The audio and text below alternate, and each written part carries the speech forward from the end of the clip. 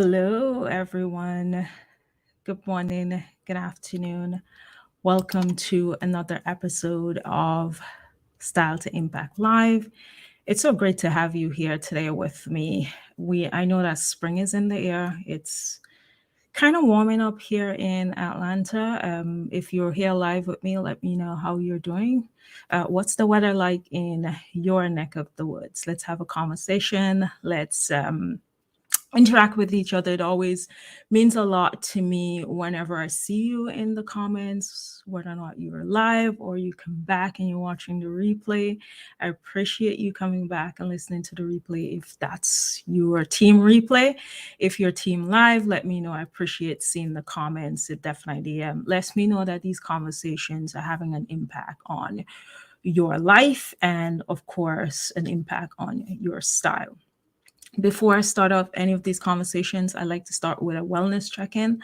I think it's important that we take a moment to pause, to breathe, to to f- to reflect, and to really understand what is it we need right now to show up more intentionally for ourselves. So let me know, how are you feeling today, and what do you need to intentionally show up for yourself, and how can I support you in doing that?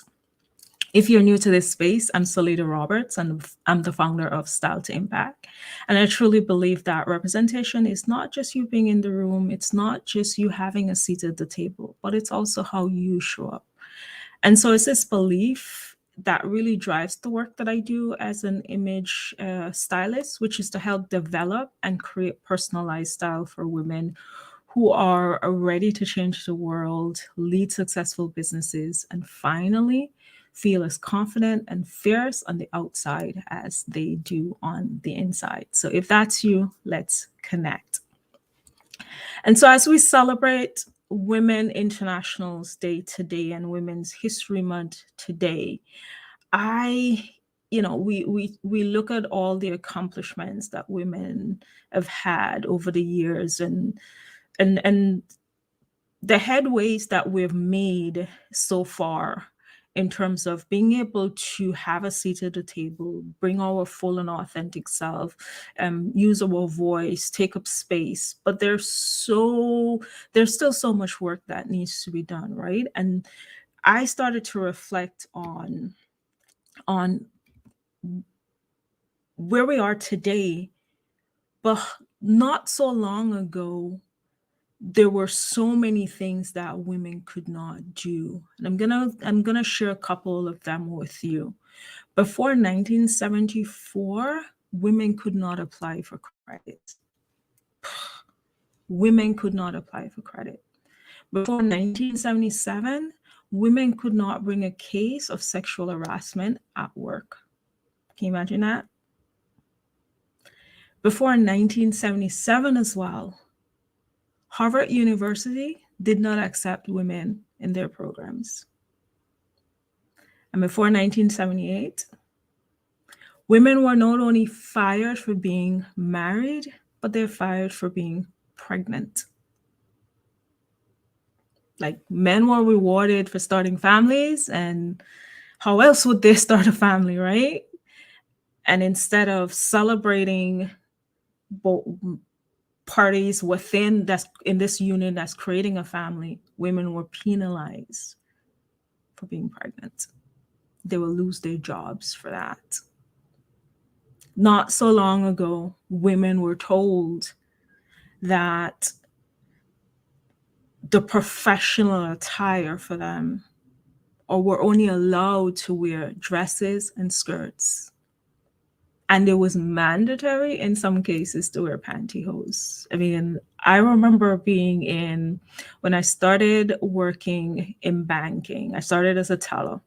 And I heard the rumors that in banking, it's so traditional, and one of the things that women were required to wear was pantyhose. And I remember making this declaration that if I show up on this job site and I'm being told that I need to wear pantyhose every single day, I was going to go to my doctor and have my doctor come up with some type of excuse and give me a written paper as to why I could not wear pantyhose. Because I was like, no, I live in the Caribbean. It is 80 something degrees. I was not going to wear pantyhose. Like, I hate it. I absolutely hate wearing pantyhose. Like, now I wear leggings, in terms of like tights with my clothes because it's cold, but it's not something that I do every single day. Even when it's cold, I don't wear it as often. And so I think about when we think about the timeline, 1974 to 2023, and the things that we're able to do now and the spaces that we're able to show up in, and still having to do so much work. I think about the year that I was born. I was born in 1981. And my mom, a generation before me, was born in 1961, right? That meant that my mother lived in a time that she could not apply for credit, that she could not report being sexually harassed at work. And I mean, she had 5 kids. I need to ask her that if at any point she was fired or told that she needed to leave her job because she was pregnant. But that's a generation before me. In 1974, I was born in 1981 when we look at the timeline, right? So when I put all of that in context, I really do, it's not an understanding, but it's more of, I feel sad, but I also realize why so many women feel the need in today's world, in 2023, are still wearing masks. And it's not a mask like this where we are having fun and celebrating, but it's a mask that we put on every single day to hide who we are, to try to fit into a world that wasn't designed for us, right? And creating two separate identities. The one where we need to look and act a certain way to be successful, to have a seat at the table, and our true selves, right? Our true selves. And if you're a Black woman, oh my gosh, let's not even talk about the code switching. Like, code switching wasn't something that I grew up with. I've never heard it until I started living in the US and being more, tapping into more of the Black American woman experience, and understanding how many of them felt it necessary to code switch, because not because they wanted to, right? Not because, as Black women, it's like, oh, we need to show up in a space and we're going to be less than who we are. They didn't take that on and decided that's what they wanted for themselves. Giving everything that I mentioned before, all the things that women couldn't do before, as a Black woman, you add that on, and then you add being told that your appearance is distracting, or what you're wearing is not appropriate, or you're being a little bit too much, right? You add all of that to it. It's no wonder we're exhausted, you're frustrated, you're overwhelmed, you're just downright fed up, right? For lack of a better word. But then I look at 2019, where we're saying, I'm just giving you a timeline here. 2019, we're passing a Crown Act. Like, as a Caribbean person, as a woman who's always who have never felt the need to or experience these type of microaggressions that Black women face, especially when it comes to my hair and how I show up, I am still blown away by the fact that we have to pass laws, a law like the Crown Act that says do not discriminate against Black women when they show up wearing their crown, the hair that grows out of their head, like everyone else. But just because it's different, it's not professional. And so only 20 out of the 50 states have signed on to that. Really? That should be a no-brainer. But that's where we're at. So we have, as a woman, as a Black woman, let's just add another layer just for an immigrant woman. So if you're anything like me, you're a woman, you're a Black woman, you're an immigrant woman. As an immigrant woman, there's another layer because it's now trying to fit into a culture and a society that does not understand my culture, my identity. Having to always uh, figure out whether or not I'm using the right words, or where, I'm speaking, am I going to be understood because of my accent? Am I going to be going to be told that, oh, that's not how we say the word, when it's like, but that's how I've said it all my life. Does it mean it's wrong? For instance, think about the check. When you go to the bank, you can get a check. If you were to spell that word as an American, it's spelled CHECK, right? As an American, you know the word, that instrument that you get from the bank that you cash and you deposit into your account is spelled CHECK. In the Caribbean, it's spelled CHEQUE. Check. Why? Both is correct, but why? In the Caribbean, we were colonized by the British. That's how the British spells check. And so I always have to like second guess whether or not I'm doing things in a way that I can be understood. But at the same time, I embrace and I celebrate those intersections that I'm at. A woman, a Black woman, an immigrant woman. And for you, that may feel heavy, that may feel like a burden, that may feel like I just don't want to have to deal with it. So I'm going to do everything that I can to fit in. I'm going to do everything that I can to just go along to get along. But whenever you're going along to get along, you're not only depriving yourself from being more creative, being more open, being more visible, being able to take more risk. You are helping to perpetuate that narrative that if you're a woman, you can't or shouldn't do this. If you're a Black woman, you can't or shouldn't do this.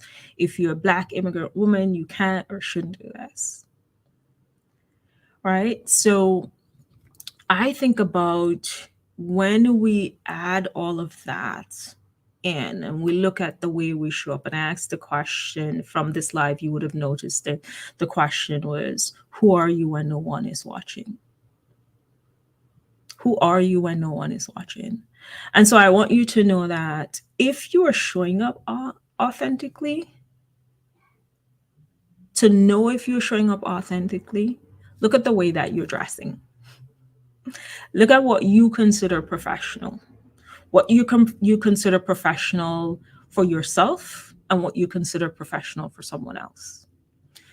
Are you in a position, or have ever had that you saw someone, wearing tattoos, and they're saying that, oh, I own a business, or I run a business, or I work in this sector, this industry, and you're immediately going, oh, ooh, that's not professional. You're making some form of judgment based on your belief and your definition of professional and comparing it to how that person is showing up. Another way to know whether or not you're showing up authentically, it's when you think about professional and you think about, as a speaker, you have a speaking engagement or you have an interview. What do you opt for? What do you decide to wear? Do you decide to wear that corporate uniform, the gray, the black, because you think to be seen as professional, to look professional, that is the image that you need to portray? That you need to put your hair in a bun, you need to put on your studs, you need to put on your low heels, you need to, have your black and white skirt, suit, white button down shirt, and that's the look of professional. Because for me, when you think about showing up authentically, and those are the things that come to mind, I think about how personal style is such a clear indicator of how comfortable you are with showing up as your true self. Think about that for a moment. How comfortable are you with showing up as your authentic self? And usually, the way you dress is an indicator, right? Or you're second guessing, like, oh no, I'm not going to wear that because I'm not going to wear that bright color because I don't want to be seen as I'm standing out, I'm taking up too much space. Right? But not only is personal style a clear indicator as to whether or not you're showing up as your authentic self, it's also a powerful source of self-expression, right? For my introverts, if you know that when you enter a space, you're not the loudest person, you're not gonna come with all that energy. What you wear does allow you to show up and take up space in a room, right? And so while your personal style is a clear indicator of whether or not you're showing up confidently and can be used as a powerful tool of self-expression, it's also a source of insecurity and self-doubt, right? We feel insecure around our bodies. We feel insecure as to whether or not we're wearing the right pieces to go to the speaking engagement or um, to interview for that role, because you're being told this is what you should wear and this is how you should show up, and so that insecurity step in. And so I want to walk you through the stages that I think about based on, working with clients in the past and seeing and understanding the challenges that they're going through or they might have gone through in navigating this world as a woman, as a Black woman, as a woman of color, and being able to take up space and show up fully as themselves. I'm going to share with you the 3 stages that I find that women go through, women like yourself. Let me know in the chat if, as I go through these stages, if any of them sound familiar or sound like where you're at. And so we can talk about what are some strategies that you can use to move through each stage. And so the first stage is conformity, right? We were told as women how we should show up in this world. We were told what professional looks like. We were told what's acceptable and what's not acceptable in terms of who we are as individuals, standard of beauty. And so it's easy, based on all the biases and the challenges that we have to navigate, it feels easier to conform, right? And in this conformity stage, this is where you question what you're wearing. This is where you default to that corporate uniform, even though it's not you and who you are and how you want to show up. But you get into this mindset that, oh, I need to do a presentation, or, oh, I'm going on stage to speak, or, oh, I'm going to an interview, or I'm doing my brand photo shoot. I need to wear that corporate uniform because that's the only way I'm going to be seen as professional, right? In that conformity stage, you also there's this fear of being seen as being too much, as taking up too much space, as being too extra. And so by all means necessary, you try to tame who you are. And in some cases, I found that from the clients that I've worked with, and I've even seen it on social media, where women are avoiding being the face of their business. It's like, nope, I'm going to post the stock photos with all the quotes and the tips. I'm going to put stock photos on my website. I'm just going to put it out there because there's this fear that if it's known that a woman owned the business, or a woman of color owns the business, or a black woman owns the business, that somehow that's going to translate into persons not wanting to do business with you. And I'm going to be honest with you, there are people out there that make their decision based on that. And I like to say I'm not going to live my life, and you shouldn't live your life on the basis of what a small minority of people think of you, and embrace more of who you are, right? Don't allow the system that wasn't built for you to keep you in that box by you hiding yourself, by you continuing that injustice. Because in that conformity stage, when you conform, when you shrink to fit, when you hide, when you don't think you're good enough to be the face of your brand, when you don't think you're good enough to talk about your values, your worth, when you don't think you're good enough to show up for yourself, you're not only continuing that injustice, but you're allowing the system to remain as it is. But if we want to change the system, we can't hide. We have to step out of that conformity. It's going to take some work. I'm going to be honest with you. It's going to take some work. It's going to take some work to get out of that conformity phase. But we can as women. We can as women of color. We can as Black women. It just takes some courage, which is the second stage of really stepping into your authentic self and showing up as your authentic self. It's going to take some courage. One of my favorite quotes is by Minda Harts, and she said that your courage needs to be greater than your caution.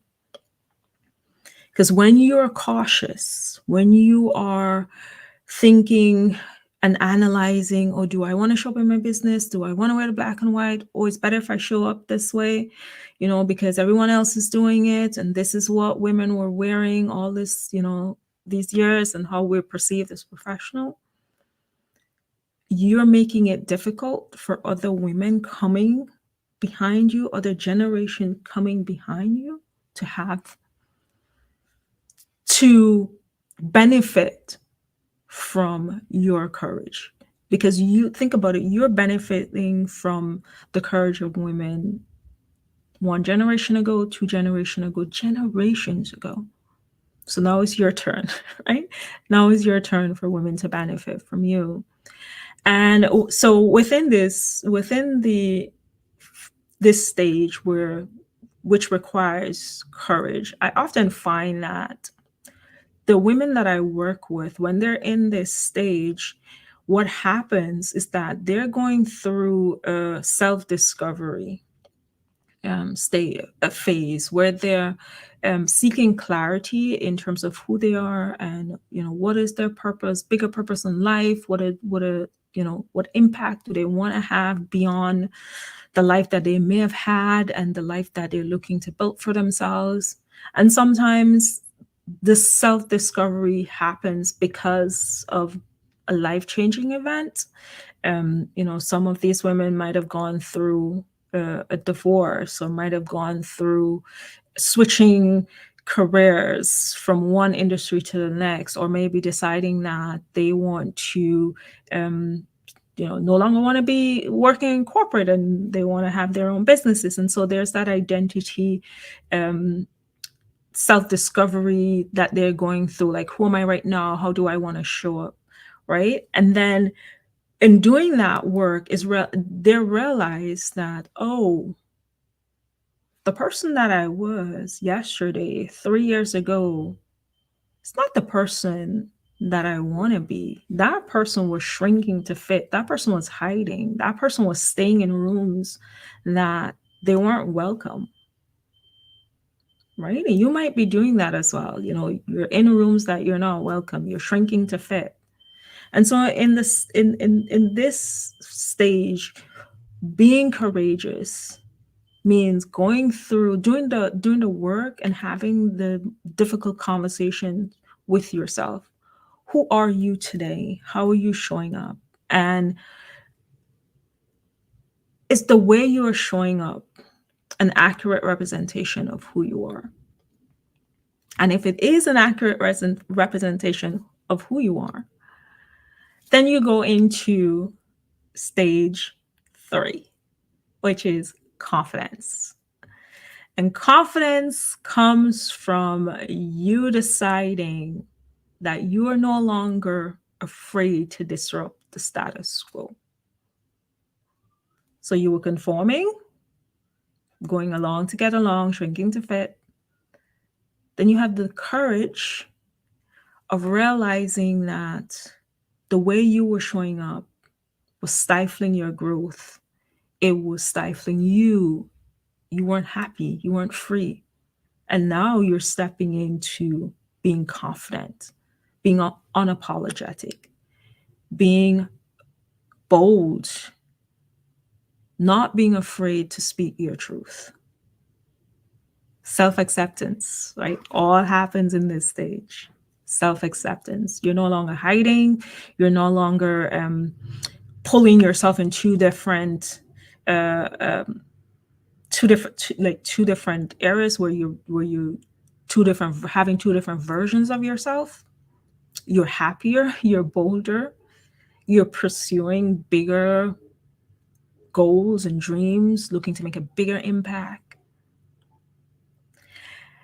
And of course, you feel and look empowered. You feel and look awesome. You trust more of yourself. You're no longer thinking, oh, I don't deserve to be in this room. You're no longer thinking, oh, I need to hide for my business, right? No, you're confident, you're being bold, you're being unapologetic. And so as we talk about removing the mask that we're wearing as women of color, as Black women, and we think about how we can use personal style not just as a tool to feel more confident, to communicate who we are, but as a tool of self acceptance, as a tool and an indicator to tell us when we are not showing up as our authentic self, when we're not being true to who we are, when we're hiding, when we're shrinking.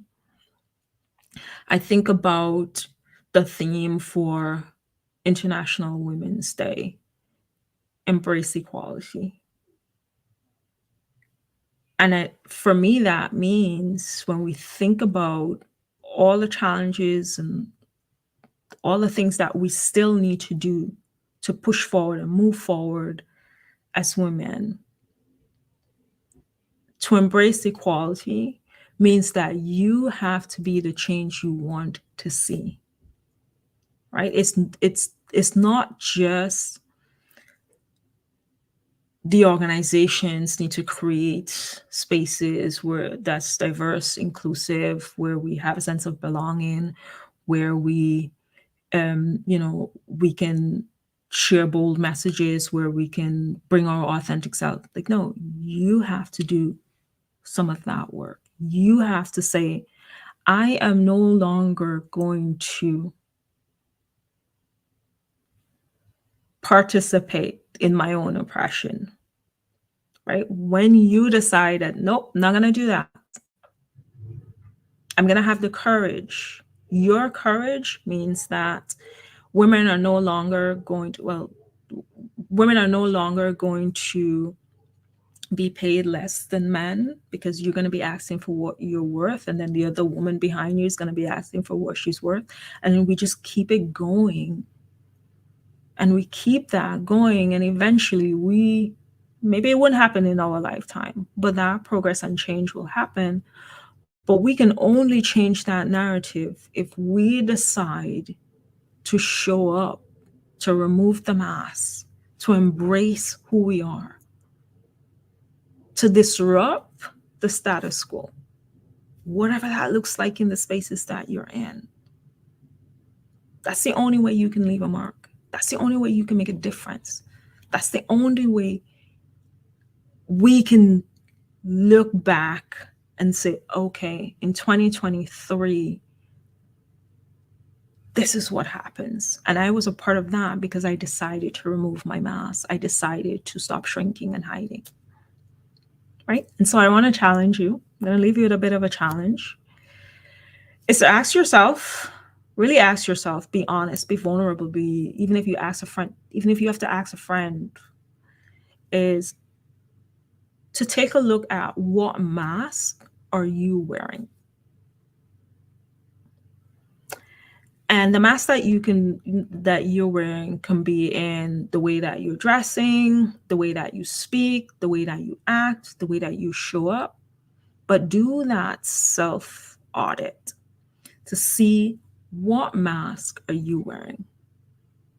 And then, of course, once you know what mask you're wearing, like, okay, I'm wearing the mask of I am not dressing as my authentic self. My wardrobe does not reflect who I am. I'm wearing this uniform of conformity.